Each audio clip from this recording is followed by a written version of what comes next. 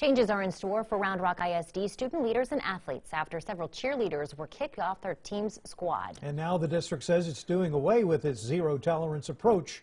KXAN Investigator Erin Cargile is here to explain after uncovering new information this week. Guys, I just found out zero-tolerance type policies at all Round Rock schools are going away come next school year. This is a direct result of what happened to members of the cheer squad at Westwood High School. You might remember we first covered this story in October. These girls told us they were removed from the team or quit because of old photos on social media showing them vaping, which they claim were taken prior to signing the zero-tolerance policy last summer.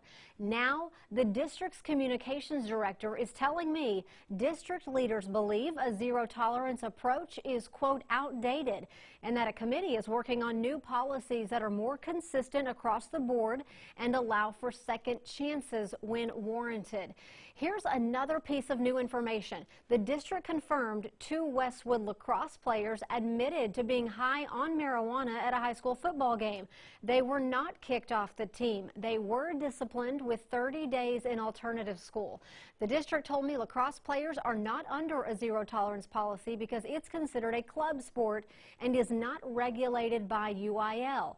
On the other hand, Round Rock ISD said cheerleading has a policy because it's considered a student leadership organization and have high standards. Parents reached out to us calling it a double standard. An attorney representing 6 Westwood cheerleaders kicked off the team thinks everyone should play by the same rules.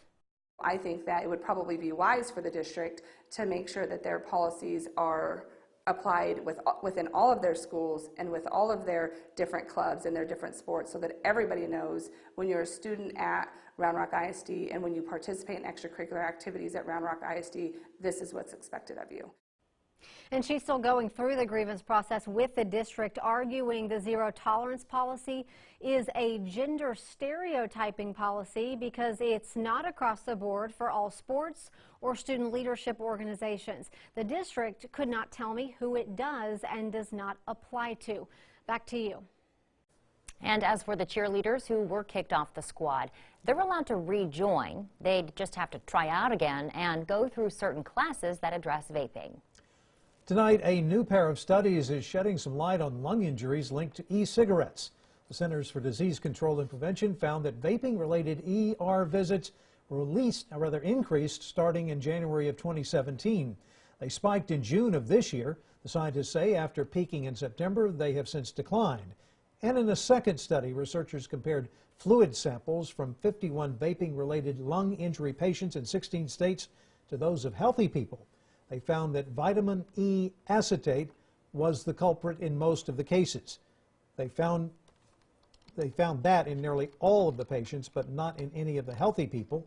There are now more than 2,500 confirmed cases of vaping-related illnesses in the country, and at least 54 people have died. One of those deaths here in Texas. So far, there have been 223 vaping-related cases in our state, 26 of those cases here in Central Texas.